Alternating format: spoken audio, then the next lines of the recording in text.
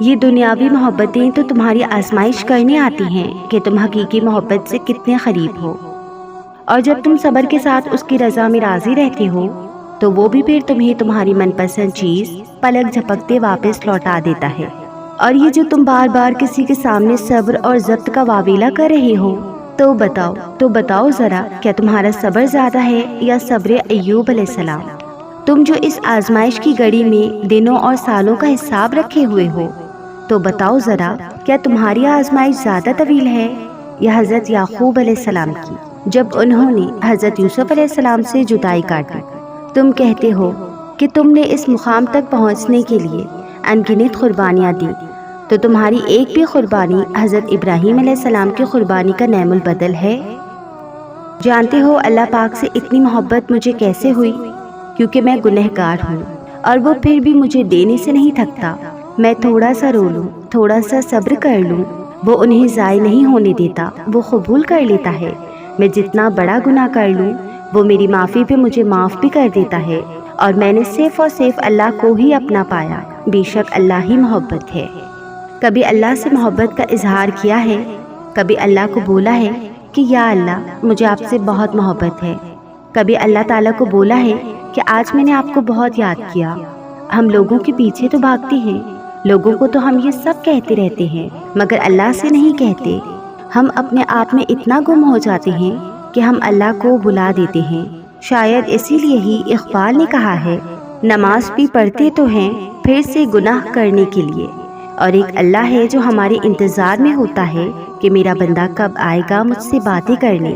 وہ دن میں 5 دفعہ ہمیں بلاتا ہے، اس کی پکار پہ بھی ہم نہ جائیں تو بھلا ہم زندگیوں میں سکون کہاں سے پائیں گے؟ لوگ آپ کی قدر نہیں کرتے، پتہ ہے کیوں؟ کیونکہ آپ زبردستی ان پر مسلط ہونے کی کوشش کرتے رہتے ہیں۔ جب ایک بات آپ بار بار دہرائیں گے، لوگوں پر انحصار کریں گے، خود کو ان کے سامنے ضرورت سے زیادہ جھکا دیں گے، تو وہ ہمیں گرا ہوا سمجھ لیتے ہیں۔ یہ سب ہمیں اللہ تعالیٰ کے ساتھ ہی کرنا چاہیے، کیونکہ ایسا کرنے سے بندوں کے ہاں عزت کم ہوتی ہے اور اللہ تعالیٰ کے ہاں بڑھتی ہے۔ اپنی میں سے نکل آؤ، کچھ مت بولو، بس دل کی پکار سے کہو اللہ، بس بہت ہو گیا، اب نہیں آپ سے دور جانا، بس آپ کی دوستی چاہیے، مجھے بس اپنا بنا لے، مجھے دنیا کے اس دلدل سے نکالیے۔ بہت برا ہوں نا میں، لیکن اللہ ہوں تو آپ کا ہی بندہ نا، معاف کر دیجیے۔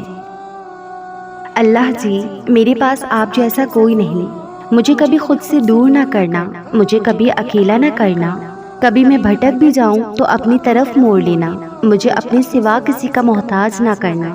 تیرے سوا میرا کوئی سہارا نہیں، تو ہی میرا دوست، تو ہی میرا سب کچھ ہے، تیرے بنا ایک پل گزارا نہیں، تجھ سے بات نہ کر لوں تو سکون میسر نہیں آتا، تجھے اپنا حال نہ بتاؤں تو دل کو قرار نہیں آتا، سجدوں کی لذت سے سکون پاتا ہوں، تجھ سے بات کر کے میں دل سے مسکراتا ہوں۔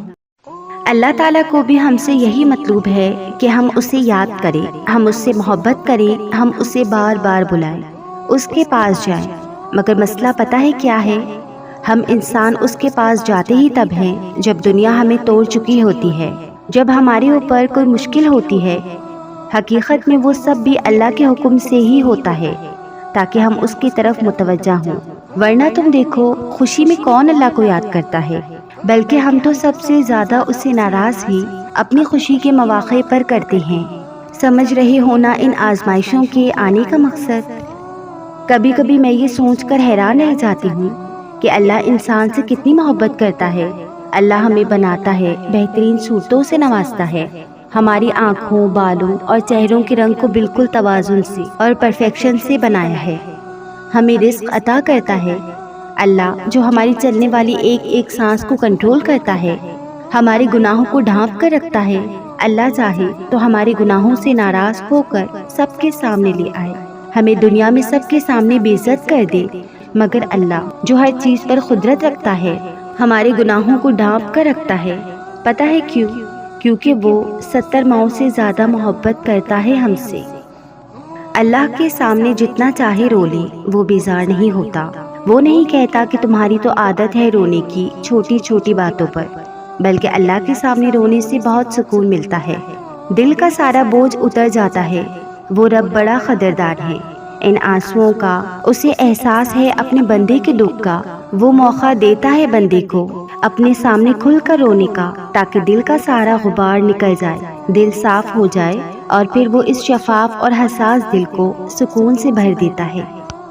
اس کا یقین نہ جانے کتنی بار ٹوٹا ہوگا، مگر ایک چیز، جس طرح سے اللہ نے اس کی دعائیں قبول کی، کیا پتہ اس آزمائش کے بعد تمہاری دعاؤں کی بھی قبولیت ہو۔ تمہیں تو بس پوری یقین کے ساتھ دعا مانگنی ہے اور صبر کرنا ہے۔ ہو سکتا ہے تمہاری آزمائش بھی کچھ دیر بعد ختم ہو جائے، اور جس طرح تم کسی کی دعاؤں کی قبولیت پر رشک کر رہے ہو، اس طرح کوئی تمہاری دعائیں قبول ہوتا دیکھ کر بھی رشک کرے گا۔ یہ تو اللہ کے مقرر کردہ وقت ہے کہ کس کو کب اور کیا ملنا ہے۔ دعاؤں کا مسلسل تمہارے لبوں کی تسبیح بن جانا اللہ کی طرف سے تمہارے لیے قبولیت کا ایک اشارہ ہے، اور دعائیں مانگتے رہو، اس سے اپنے بندے کے اٹھے ہوئے ہاتھوں کی لاج رکھنا آتا ہے۔ اے اللہ تو جانتا ہے میں اداس ہوں، اس لیے نہیں کہ تو سن نہیں رہا، اس لیے ہوں کہ یہ صبر اب طویل ہوتا جا رہا ہے اور اب میں ہمت ہار رہی ہوں۔ اللہ میرے اس صبر کو مختصر کر دے۔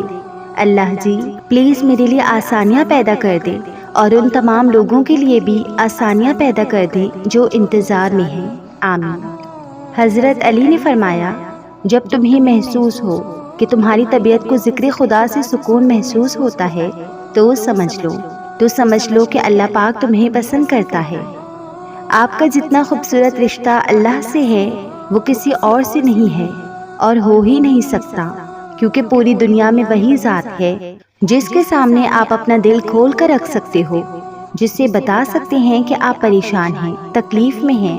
ایک وہی تو ہے جو آپ کے رونے پر آپ کو تانا نہیں دیتا، ہنستا نہیں ہے، مذاق نہیں اڑاتا، آپ کی ہر مشکل، ہر دکھ، ہر تکلیف میں آپ کے ساتھ ہوتا ہے۔ سنو دنیا کی معمولی خواہشات کے پیچھے اللہ سے اپنے تعلق کو خراب مت کر لینا، کیونکہ زندگی کا حاصل بس اسی کی رضا ہے، باقی سب مٹی ہے۔ بے شک میرے پیارے اللہ جی آپ ہی ہیں اور کوئی نہیں۔ دل کس لیے بنائے گئے؟ ابن تیمیہ فرماتے ہیں، دل اس لیے بنایا گیا تاکہ وہ اللہ تعالیٰ سے محبت کرے۔ لوگوں کی محبت کو تم اپنا غم نہ بناؤ، بس لوگوں کے دل تو الٹتے پلٹتے رہتے ہیں، لیکن اپنا غم اللہ کی محبت کو بنا لو، کیونکہ جب اللہ تم سے محبت کرے گا تو لوگوں کے دل بھی ایسے بنا دے گا کہ وہ تم سے محبت کرے۔ اگر تم معجزات کی تلاش میں ہو تو سنو معجزات تب ہوں گے جب تم اپنے رب کی قدرت پہ اندھا اعتماد کرو گے، جب تم اپنے وسوسوں سے نکل کر یہ یقین رکھو گے کہ اللہ پاک کوئی نہ کوئی راہ نکال دیں گے۔ زندگی میں جب بھی تھکنے لگے، مایوس ہونے لگے، دنیا کے جھمیلوں سے گھبرانے لگے، تو ایک آیت مبارکہ یاد رکھیں، فَإِنَّ مَعَ الْعُسْرِ يُسْرًا۔ یہ آیت آپ کا حوصلہ بڑھائے گی کہ دنیا کی آزمائشیں دائمی نہیں ہیں، اور اللہ تعالیٰ نے ہر مشکل کے ساتھ آسانی رکھی ہے۔ اس کی رحمت اور کرم کی امید رکھیں، وہ اللہ ہی مشکل کو آسانی میں بدلنے والا ہے۔ اپنا دل رب کو سونپ دو۔ جب ہم اللہ کی محبت میں شدید نہیں ہوتے تو دنیا کی کوئی نہ کوئی محبت ہمارے دل کو گھیر لیتی ہے، کیونکہ انسانی فطرت ہے کہ اسے کسی کو چاہنا ہے، کسی سے محبت کرنی ہے، اور جب محبوب رب کے علاوہ کوئی اور بن جائے تو تباہی اس دل کا مقدر بن جاتی ہے۔ سنو تم اپنا دل دنیا سے واپس لے لو، سنو ابھی وقت ہے، اسے رب کو سونپ دو۔ سنو دنیا تمہارے دل کی قدر نہیں کرے گی، سنو ابھی سنبھل جاؤ، وقت ہے۔ اللہ کو بہت پسند ہے جب تم دنیا سے نہیں اس سے مانگتے ہو، جب تم بے بسی کا رونا کائنات کے سامنے نہیں اس کے سامنے روتے ہو، جب تم سب ختم ہونے کے بعد بھی اس بات پر یقین رکھتے ہو کہ اس کے سوا تمہیں کوئی کچھ نہیں دے سکتا۔ کبھی کبھی میں اپنے اللہ کے سامنے سر جھکا کر بیٹھ جاتی ہوں، کچھ سمجھ نہیں آتی، بس ہاتھ پھیلا کر رونا شروع کر دیتی ہوں، منہ سے بولتی کچھ نہیں، کیونکہ وہ میرے دل کی باتیں جانتی ہے۔ بس اتنا کہتی ہوں کہ اللہ جی آپ کی بندی بہت اداس ہے، بہت کمزور ہے،